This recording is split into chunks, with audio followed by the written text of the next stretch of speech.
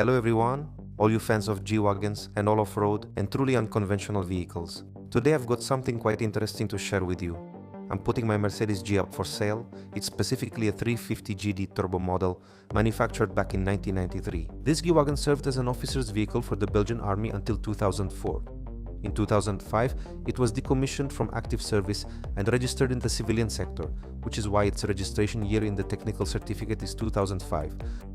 In 2011, it was completely renovated and rebuilt by a person who used it as an accompanying vehicle for his business trips to the east.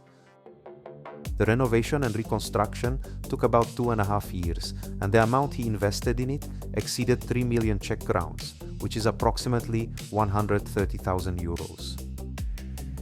I have this information because before I bought the car, I inspected it with a mechanic who worked for the company that renovated this car. This person worked on this G-Wagon for many hundreds of hours. I bought it in 2021 and currently it has driven approximately 60,000 kilometers since the full renovation. I took care of the car, and considering it had been sitting for some time before I bought it, quite a few things needed to be adjusted to bring it into the best possible condition. Besides the mechanic, a body shop worker and a painter also worked on it, and you can find a complete list of repairs on the website specialg.eu. Let's take a closer look at some exterior details. These front and rear bumpers are completely custom made. It features a high-strength construction with welded steel, and this is what it sounds like. In the bumpers, there are sockets for the multi-mode winch. Here you can see the antenna for the CB radio. And here is the antenna for the regular radio. On the rear lights and all the turn signals, there are protective grills. As you can see, the taillights are from a newer generation. The original ones, which belong there, I will of course provide with the car. I also purchased a rear ladder and side steps from the German company Desert Service. It's quality work and the steps are in the style of heavy-duty bumpers. The G-Wagon is equipped with an external snorkel and a cyclone pre-filter for capturing dust and sand, allowing it to handle serious expeditions in very dusty conditions or to cross deeper waterfords. Front and rear hella ramp lights are installed. The roof rack is also custom made. It's walkable and allows for extending an awning or a tent. The wheels are original Mercedes. The tires are almost new, having covered less than 5,000 kilometers.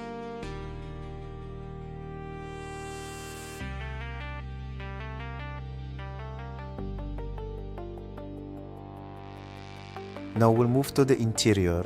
As you can see, it's very well preserved. Between 2011 and 2013 it was reupholstered and it still looks nice.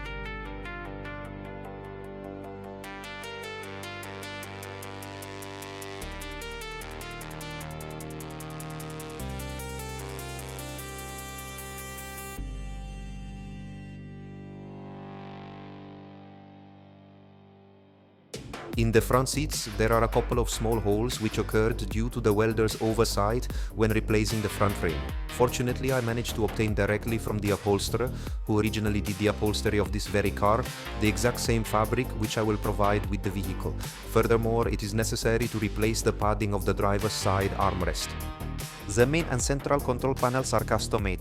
Besides the standard switches for differential locks, lights, wipers and so on, there are also switches for manual control of the Sahara system front and rear auxiliary lights, disabling all rear vehicle lights, Webasto control, engaging the auxiliary battery for alternative starting, and activating the winch and compressor for inflation.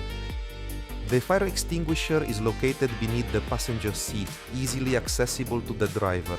There's also a spot lamp for the passenger so they can read a map without dazzling the driver. Under the passenger seat, we also have a high quality and powerful compressor that works even for pneumatic tools.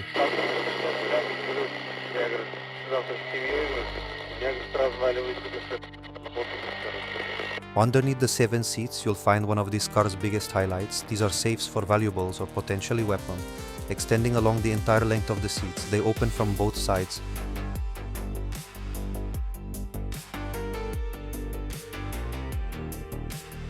The final section of the interior is the luggage compartment.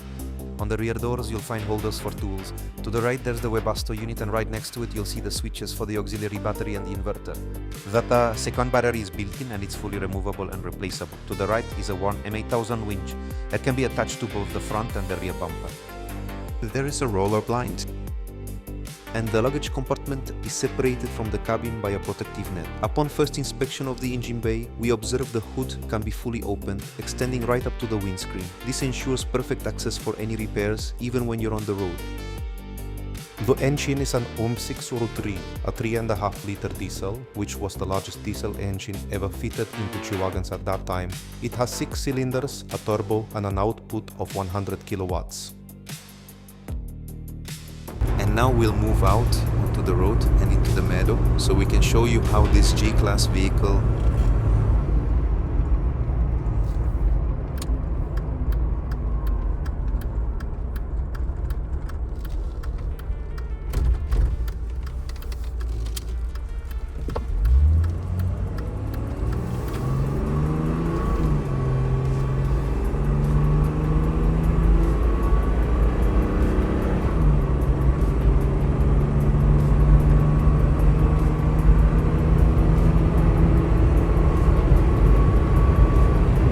It's an honest old-school turbo diesel without a DPF and complicated electronics. So with proper care, it will reward you with a long lifespan and high mileage. With 100 kilowatts of power and a current weight of roughly 2.9 metric tons, it's certainly no race car. A comfortable cruising speed for this vehicle is between 100 and 110 kilometers per hour. On the highway, you'll primarily stick to the slow lane, but it will never leave you stranded or in trouble.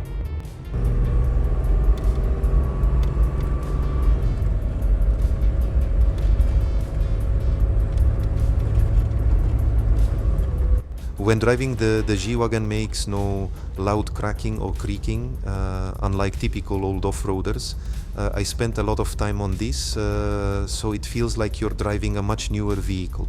Of course, when we go onto a dirt road, it won't be completely silent, but for an old off-road vehicle, it's a great luxury. Unlike modern engines, Toro's repairs are less costly. So another positive is that with a faulty alternator, the car still runs as long as it has diesel.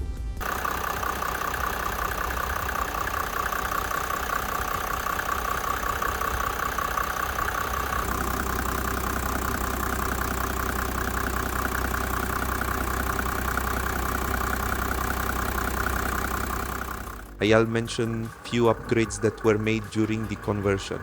Reinforced hoses, longer hoses to bypass the turbo in case of failure, longer hoses to bypass the oil cooler, an electric cooling fan and external fuel filter. The car was significantly over-engineered.